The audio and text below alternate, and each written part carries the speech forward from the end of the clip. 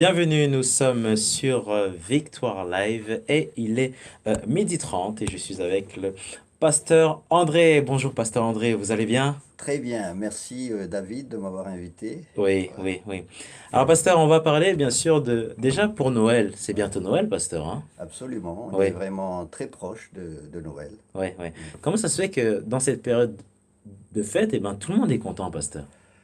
Ben, je pense que les gens sont un petit peu oppressés, stressés par beaucoup de choses. Oui, oui, Et la période de Noël est une période de fête maintenant dans la plupart des mentalités. oui. Et les gens cherchent un petit peu aussi à sortir de ce stress. Et beaucoup pensent que Noël, c'est une fête pour les enfants, une D'accord. fête pour la famille, une fête pour tout le monde en fait. On reçoit des cadeaux, on est content et on veut se libérer un petit peu de ce stress de la vie. Et Noël a pourtant un message particulier. Oui, oui. Ouais. C'est vrai que Noël, c'était une fête païenne au tout début, hein. C'était l'empereur Aurélien qui l'a institué au 3e siècle. Et ça a été donc récupéré pour faire de Noël une fête plutôt chrétienne. Donc il y a un petit peu un débat là-dessus. Mais je dirais peu importe. Ce qui est important, c'est qu'au travers de cette fête, on peut revenir à la source, Amen, c'est-à-dire amen, l'annonce de la naissance de Jésus qui est venu pour sauver le monde. amen. Donc Noël pour moi, c'est très simplement le message de l'évangile de Jean chapitre 3 verset 16 qui dit Dieu a Oui, tellement aimé le monde qu'il a donné son son fils Fils unique, unique afin que quiconque croit en lui ne périsse point mais mais qu'il qu'il ait la ait vie la éternelle. vie éternelle. Amen. Dieu aime le monde Oui, oui. et Dieu utilise des choses du monde pour toucher l'humanité. Ouais. Pasteur, même celui qui ne connaît pas Christ, Dieu l'aime. Absolument. Oui, Hein, Dieu, dans la parole de Dieu dit encore dans Romains chapitre 5, verset 8, Dieu prouve son amour envers nous en ceci, lorsque nous étions pécheurs, Christ est mort. amen. Donc Christ a déjà montré la preuve de son amour Oui, oui, en se donnant à la croix. Et Dieu a pris cette initiative d'aimer le monde. Et au travers de cette fête, je dirais païenne au départ, Dieu veut toucher le monde. Dieu veut toucher, Dieu veut se révéler à chacune des personnes dans ce monde qu'il est celui qui aime et qui a pris l'initiative de venir sur la terre dans la personne de Jésus pour montrer qu'il est le Père aimant et qu'il ne veut qu'aucun périsse, mais que tous aient la vie éternelle. amen, amen. Alors, pasteur, pour Noël, qu'est-ce que vous avez prévu? Quels sont les programmes, on va dire, dans les jours qui suivent? Alors, comme je disais tout à l'heure, Noël, c'est une occasion, Oui, c'est une fête pour beaucoup de gens, donc on va essayer de descendre à ce niveau-là pour les amener à la révélation de ce que Dieu veut faire pour eux. oui. Donc, on va rentrer un petit peu dans cette fête, mais on va apporter la bonne nouvelle de l'Évangile. Amen, Alors, qu'est-ce amen. qu'on a prévu? Oui, On a prévu tout simplement d'annoncer cette bonne nouvelle dans les rues. À partir de la semaine prochaine, à partir de lundi, on sera dans les rues de Paris, tout malgré le froid, simplement. pasteur, vous serez là? Ah ben, le froid ne nous arrêtera pas. Oui. Malgré le froid, malgré même, je dirais, l'insécurité, entre guillemets, Oui, oui, hein, parce que c'est vrai qu'on est dans des périodes troubles, oui. on est dans des périodes où il y a un petit peu la confusion, mais l'espérance doit retentir. La bonne nouvelle de Jésus doit être annoncée, parce que les gens ont besoin d'entendre ça. Et donc, qu'est-ce qui va se passer? Donc, on sera, je disais tout à l'heure, dans les rues de Paris. On a un petit programme et on travaille avec toutes les associations, toutes les mouvances qui veulent apporter cette bonne nouvelle sur Paris, sur la France. Alors, c'est Ouais. vraiment, pasteur, un travail d'unité, c'est ça? En fait, vous n'êtes pas seul. La vision, c'est la vision du royaume de Dieu. Oui, oui, Hein. oui, oui. Dieu, Jésus, quand il a commencé à prêcher l'évangile, il a prêché la bonne nouvelle du royaume. Il n'a pas prêché une église, il n'a pas prêché une idéologie, une valeur, il a prêché la bonne nouvelle du royaume. C'est quoi la bonne nouvelle du royaume? C'est que justement, Dieu vient dans ce monde et Dieu veut régner dans nos vies. Le Amen. royaume de Oui, Dieu, oui, c'est le oui. règne de Jésus. Et à la croix, Jésus a tout payé pour que justement nous puissions vivre avec lui et vivre sereine dans nos vies. Hein. La Bible dit que Jésus est présent dans notre vie, dans notre cœur. Et au travers de notre vie, il veut manifester ce royaume. Et donc ce royaume aussi doit être manifesté autour de nous. Hein. Et quand nous prêchons le royaume de Dieu, donc Jésus manifeste son amour, Jésus manifeste sa grâce, des gens vont être touchés, des gens vont être sauvés, Jésus manifeste sa puissance Amen. qui restaure, Ouais, ouais. des gens vont être restaurés, Jésus manifeste sa compassion qui va guérir aussi, des gens vont être guéris. Amen. Très Amen. simplement, Jésus, Dieu est amour, dit la Bible, et Dieu ne peut qu'agir par amour, mais Dieu ne peut pas agir si nous n'ouvrons pas notre cœur. Et la Bible dit que ce qui nous sépare de Dieu, c'est nos péchés. Et donc on va prêcher aussi la repentance, que les gens se tournent vers Jésus en se détournant de leurs péchés. Et c'est comme cela que la puissance de Dieu peut venir dans leur vie. Amen. Donc, pasteur, si je comprends bien, c'est à nous, au fait, de partir voir ces personnes, c'est ça? La Bible dit que il faut aller faites de toutes les nations mes disciples. Oui, Et oui. c'est vrai que les églises ont tendance à faire leur petite fête en interne, Oui, ce qui oui. n'est pas mauvais. Oui, Hein. Mais la Bible nous dit de partager et de sortir, d'aller. Donc l'évangile, c'est une flèche vers l'extérieur. D'accord. C'est pas venez, mais allez. C'est vrai qu'il y a aussi ce passage qui dit venez à moi, vous tous qui êtes fatigués et chargés, et je vous donnerai mon repos. Quand Dieu vient vers nous, il veut aussi que nous répondions par oui, je viens vers toi. Donc, mais il faut que nous qui connaissons le Seigneur, il faut que nous allions et que nous parlions de cette bonne nouvelle à l'extérieur. Amen. Amen. Alors, pasteur, ça sera sur Paris, c'est ça? À quel endroit précisément? Alors, je vais donner les détails. Donc, Oui. on sera pas tout seul, comme je le disais tout à l'heure. C'est une vision du royaume. Donc, c'est une vision où l'ensemble du corps du Christ va partager l'évangile aux Français, aux Parisiens. Donc, j'ai les dates là sous mes yeux, mais je vais aussi donc donner les dates déjà. Le lundi 17, donc c'est lundi prochain, la semaine prochaine, rendez-vous, place de Clichy. Et là, donc, on a à 18h30 jusqu'à 20h30, Oui. voilà, avec la marche pour Jésus. Donc, on fera une sortie avec la marche pour Jésus. D'accord. On appelle ça une mini-marche. Oui. Et donc, il y aura des personnes de la Marche pour Jésus et aussi d'autres personnes comme Tous pour Christ. Hein, c'est une association d'évangélisation aussi. Il y a aussi EPI, c'est une association d'évangélisation aussi. D'accord. Il y a aussi, attendez, je vous donne H24, c'est un effort d'évangélisation dans le métro, 24 heures sur 24. Il y a aussi France Réveille-toi. Hein, et aussi Kickstart, Oui. qui est un mouvement aussi qui annonce l'évangile tous les jours. D'accord. Voilà. Donc, Ça fait du monde, hein, quand même, pasteur. et aussi tous les frères et sœurs Oui, oui. qui veulent tout simplement rejoindre à nous, tout simplement. Oui, Voilà. oui, oui. Pasteur, comment vous avez fait pour pouvoir, on va dire, attirer, on va dire, tous ces ministères à marcher ensemble? Alors, j'ai pas fini de donner toutes Oui. les. Alors, je vais peut-être donner à la fin, Oui. hein, si tu veux bien. Mais comment on a. En fait, on est dans des temps particuliers en France. D'accord. On va dire comme ça. Des temps Ah, c'est durs. des temps difficiles Oui. et en même temps, un temps où je pense que Dieu veut vraiment toucher ce pays. Hein. Alors, tu me poses la question comment vous avez fait, mais j'ai pas rassemblé, c'est le Seigneur. Amen. Hein, on Amen. voit que les jeunes se lèvent. Oui, Hein. oui. Il y a un mouvement prophétique dans ce pays actuellement. Ce que j'appelle prophétique, c'est dans le sens de Apocalypse 19, 10. La prophétie, c'est le témoignage de Jésus. La prophétie, c'est de parler aussi de la part de Dieu. Celui qui prophétise, il console, il exhorte et il édifie. La prophétie reçoit quelque chose du Seigneur et partage. Oui. Hein. Et donc cette prophétie-là, on y est complètement. Et surtout, cette promesse de Joël, chapitre 3, et qui est pris par l'apôtre Pierre quand il a prêché pendant la Pentecôte, Actes chapitre 2, et qui dit ceci, « Dans les derniers jours, dit Dieu, je répandrai mon esprit sur toute chair, et vos fils et vos filles prophétiseront. » On est dans ce temps-là, temps de prophétie, c'est-à-dire on reçoit du Seigneur quelque chose et on le donne. Et on avertit, on interpelle, on exhorte, on proclame la bonne nouvelle. Amen. Amen. Ça, c'est de la prophétie. Oui, oui. Et on est dans ce temps-là et Dieu lève des gens.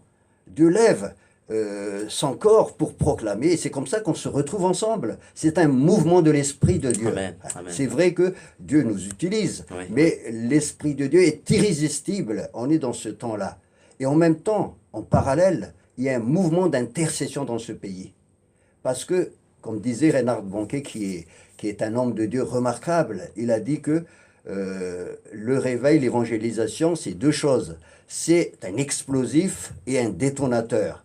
Donc le détonateur, c'est l'annonce de la parole. Le détonateur, c'est l'annonce de la parole. Et l'explosif, c'est l'intercession. Hein, il faut les deux. Hein. Et j'aime beaucoup donner cette image d'un iceberg. c'est une belle image.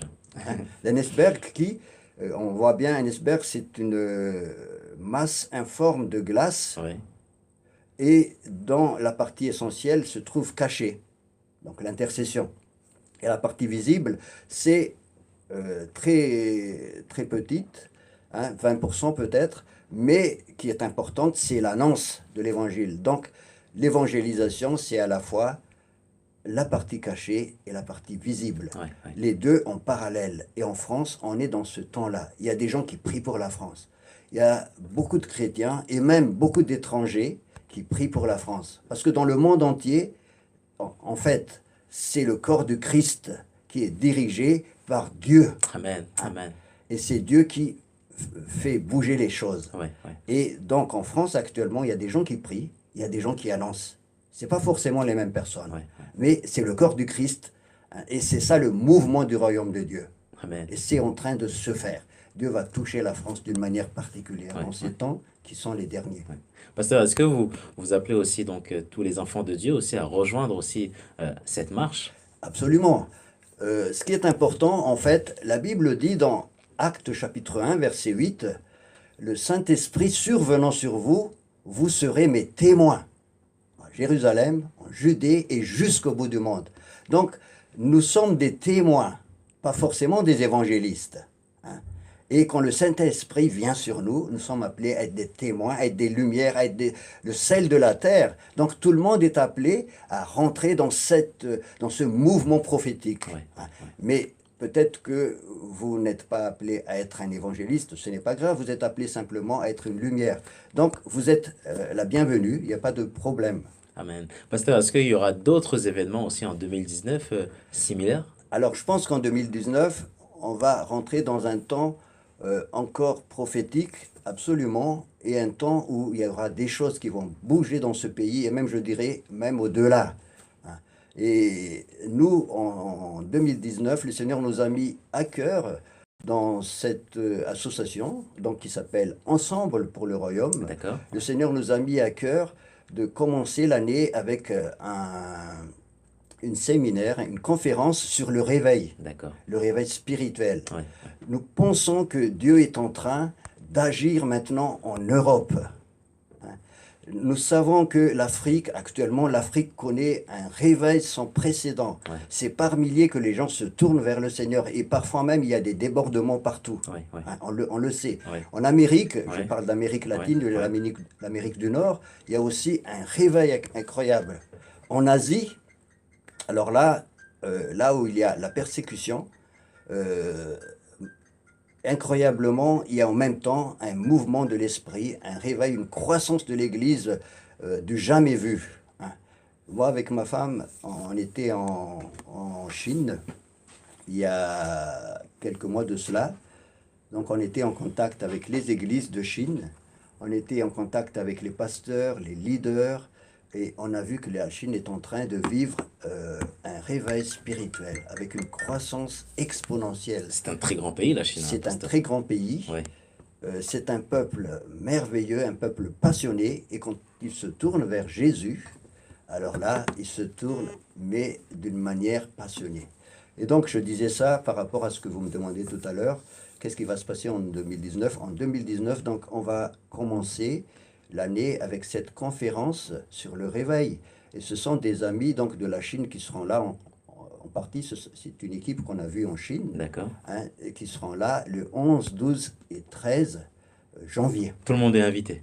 Tout le monde est invité. Alors, on est en train de communiquer là-dessus. Donc, Ouais. on aura d'autres informations plus tard, mais tout le monde est invité et tout le monde est appelé à rentrer dans ce mouvement de l'esprit de Oui, réveil, oui, oui. surtout si on a été touché par l'amour du Seigneur. Amen, amen. Alors, je termine pour les dates de l'évangélisation la semaine Ouais. prochaine. Alors, je disais tout à l'heure que le lundi, donc, 17, donc place de Clichy, 18h30 jusqu'à 20h30. Mardi, 18, rendez-vous, place de la République. Mercredi, 19, place Châtelet, donc c'est Fontaine des Innocents. Rendez-vous à la Fontaine des Innocents. Jeudi 20, Châtenay-Malabry. Rendez-vous au RER Plessis-Robinson, D'accord. 18h30. Vendredi 21, rendez-vous à Boulogne, 25 rue de la Saucière, c'est-à-dire près du marché de Noël. Et le samedi 22, avec France Réveille-toi, qui organise ce qu'on appelle Super. la distribution des repas, Oui. les 1000 repas de Noël. 1000 Donc, repas. 1000 repas. Ah oui. C'est ça le but. Hein. D'accord. Et nous prions pour cela, parce que Jésus, effectivement, quand il a annoncé la bonne nouvelle du royaume, il a aussi multiplié les pains. Hein. Donc Jésus est venu aussi pour nous bénir matériellement. Amen. Et nous voulons Amen. bénir ces personnes qui ont vraiment besoin aussi des choses de base, j'allais dire, et surtout de l'amour de Dieu. Donc, les 1000 repas de Noël, c'est à partir de 16h30 D'accord.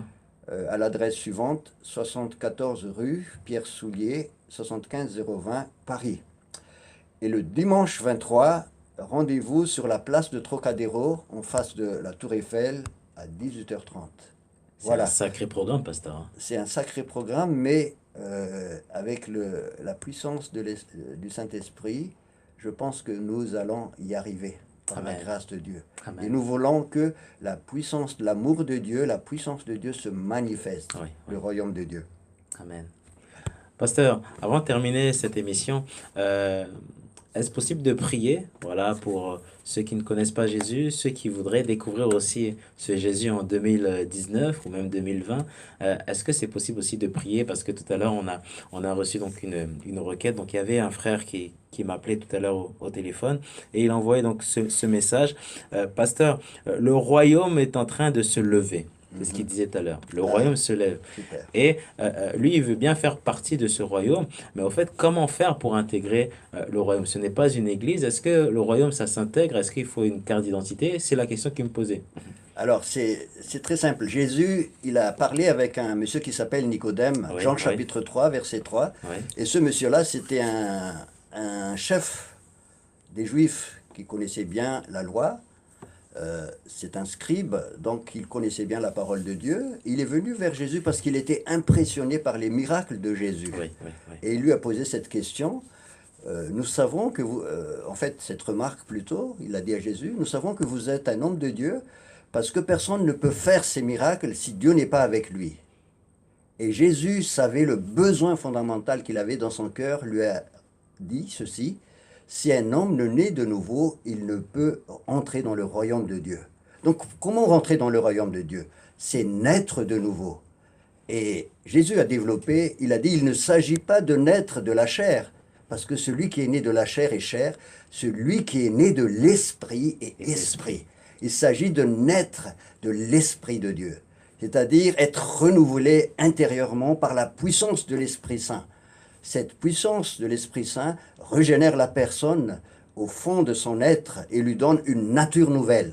Amen. La Bible dit, si quelqu'un est en Christ, Oui. il est une nouvelle créature. Les choses anciennes sont passées, voici, toutes choses sont devenues nouvelles. C'est-à-dire la personne devient une nouvelle créature. Et la personne devient une personne nouvelle en relation avec Dieu. Oui, oui. Il est passé des ténèbres au royaume de Dieu. La Bible dit que Jésus nous a délivrés du royaume des pouvoirs des ténèbres et il nous a transportés dans le royaume de son Fils bien-aimé. Ça, c'est dans Colossiens chapitre 1, verset 13. Donc, quand on ouvre son cœur à Jésus, quand on accepte Jésus, Jésus nous donne cette nouvelle nature. Mais pour cela, il faut se repentir de ses péchés. parce que c'est ça qui empêche le Saint-Esprit d'agir dans nos vies. C'est quoi les péchés? C'est tout simplement notre séparation d'avec Dieu, qui est la conséquence de beaucoup de choses qui est contraire à la parole de Dieu. Le péché, c'est tout simplement la transgression de la loi de Dieu. Et donc, tout le monde a péché un jour. Hein. La Bible dit même, quand nous regardions quelqu'un, une femme par exemple, et que nous convoitons cette femme, nous avons déjà commis l'adultère. Ou quand nous disons à quelqu'un insensé avec colère, nous avons déjà commis un meurtre. Et donc nous sommes tous pécheurs. Mais Jésus, la bonne nouvelle, il est venu pour porter tous nos péchés. Amen. Et en acceptant nos péchés, en acceptant Jésus, nous passons du royaume des ténèbres au royaume de son Fils bien-aimé. Nous rentrions de plein pied dans le royaume de Dieu. Amen. Et Amen. c'est ça la grâce de Dieu, et c'est ça aussi le message de Noël. Amen. Donc, priez pour ces gens, Oui. repentir de leurs péchés et d'ouvrir leur cœur à Jésus. Jésus a commencé son ministère par ceci: le temps est accompli, le royaume de Dieu est proche, repentez-vous et croyez à la bonne nouvelle. Ça, c'est dans Marc, chapitre 1, verset 13, 15. Croyez à la bonne nouvelle, se repentir et croire à cette bonne nouvelle, c'est ça qui nous permet de rentrer dans le royaume de Dieu. Et maintenant, j'invite donc ces gens qui nous écoutent et qui ne connaissent pas l'évangile, qui sont peut-être habitués simplement à un message de Noël, je dirais, historique. Je leur dis maintenant, il est temps, il est possible de rentrer dans ce royaume de Dieu en acceptant Jésus comme notre Sauveur, comme notre Seigneur. Amen. Pasteur, merci beaucoup. On va prier? On va prier. Alors, Amen. Seigneur, merci pour cette émission. Merci Alléluia. pour David et son équipe. Merci pour cette opportunité d'annoncer la puissance et l'amour de Dieu au travers de cet instrument-là. Je prie, Seigneur, maintenant pour toutes les personnes qui écoutent, qui regardent. Seigneur, que tu les touches maintenant. Que la puissance de l'Esprit ouvre maintenant leur cœur. Et que tout le voile tombe maintenant au nom de Jésus. Je proclame maintenant sur ces personnes la puissance de Jésus. Seigneur, maintenant que tu ouvres les yeux et que tu brises maintenant, je brise au nom de Jésus maintenant toute résistance, tout aveuglement au nom de Jésus. Et que Seigneur, maintenant, cet amour les touche. Seigneur, maintenant, révèle-toi par ta grâce, par ton amour. Maintenant, ouvre leurs yeux, ouvre leur cœur, Seigneur, et qu'ils puissent t'accepter comme le Sauveur, celui qui est venu dans l'humanité pour sauver les hommes et qui réconcilie les hommes au Père. Merci, Père, pour cette grâce de pouvoir encore parler de toi. Dans le nom puissant de Jésus, je prie. Amen. Amen. Amen. Oui, pasteur, vous voulez ajouter quelque chose? Non, je voulais juste dire Oui. que Noël aussi, donc, quelle que soit notre opinion, hein, je reviens un petit peu à cette évangélisation donc, de Noël, hein, la semaine prochaine, cette semaine qui précède Noël, quelle que soit notre opinion par rapport à Noël. Je sais qu'il y a beaucoup de chrétiens qui sont un petit peu réticents pour fêter Noël. C'est vrai que c'était une fête païenne au départ, hein, mais c'est une opportunité aussi pour annoncer l'évangile. Et c'est dans ce sens-là qu'il faut voir les choses. C'est vrai que Jésus a été mal compris des fois quand il était sur la terre. On le considérait comme celui qui mangeait avec les hommes de mauvaise vie. Hein. Et les gens ne comprenaient pas pourquoi il faisait ça. Et lui l'a expliqué. Il a dit, je ne suis pas venu dans le monde pour être servi, mais pour servir et donner ma vie en rançon. Et donc de sauver les gens. Et c'est dans ce sens-là. Noël est une opportunité pour toucher les gens, parce que les gens sont ouverts. Même les athées sont ouverts, parce que pour eux c'est une fête où ils pouvaient respirer un petit peu, pouvaient donner des cadeaux, exprimer leur amour. Ils sont très ouverts. Et moi, un dernier témoignage, si tu veux bien. Oui, bien sûr. Donc on avait l'habitude d'utiliser donc cette fête hein, pour annoncer l'évangile, chanter des chants, parce qu'on va chanter des chants. Des chants que beaucoup de gens connaissent, parce que c'est des chants qu'ils ont entendus, comme Douce Nuit, comme Au Happy Day, ou des chants de Noël, je veux dire, et d'autres chants joyeux. Donc, on avait cette habitude-là, et un jour, on était sur la place de Boulogne, donc on avait l'habitude de faire de l'évangélisation avant Noël. On était sur la place de Boulogne, et on chantait des chants, Et tout d'un coup, il y avait une personne qui venait vers nous en pleurs. Et cette personne est tombée à genoux devant nous en disant, j'étais désespéré, j'avais plus Waouh, d'espoir. waouh. Pour moi, la vie s'est terminée et j'ai entendu ce chant. Oh là Et je viens vers vous et merci pour l'espérance. On a prié pour cette personne, on a brisé le désespoir et cette personne s'est relevée avec Amen. joie. Et Amen. c'est pas la seule personne. Une autre fois aussi, une personne désespérée. Ce soir-là, on a prié pour que le Seigneur nous amène toutes les personnes dans la dépression. Parce qu'il y a beaucoup de personnes dans la dépression dans ce pays. Et quand on a fait la fête de Noël, on a prié spécialement pour ces personnes. Et le soir, il y avait une personne déprimée. On a prié pour cette personne, on a brisé la dépression. Dieu est grand. Cette personne a Ouais, ouvert ouais. son cœur et cette personne est partie. Et cette personne a rejoint l'église après. Amen. Alors, Dieu est grand, Dieu est bon, Dieu Ouais, veut ouais. toucher des choses. Ouais, ouais. Et le meilleur cadeau qu'on peut donner à Noël, Ouais. c'est Jésus. Amen. Et c'est Amen. pour cela qu'on profite de cette fête, même si elle était païenne au départ, Ouais. pour annoncer la bonne nouvelle, Amen. l'espoir, l'espérance et surtout la vie éternelle en Jésus. Amen. Merci beaucoup, pasteur, hein. Merci d'être venu. Et passez des bonnes fêtes, hein, pasteur, hein. Merci beaucoup David pour Oui. ton émission, pour ce Oui. que vous faites. Et nous prions beaucoup pour vous. Merci. Et je sais que Dieu va vous ouvrir des portes pour proclamer l'évangile dans ce pays. Amen. Amen. Voilà, merci à vous d'avoir écouté cette émission qui sera aussi disponible dans 2 heures sur YouTube. Et quant à nous, on se retrouve dans 15 minutes pour une autre émission en direct.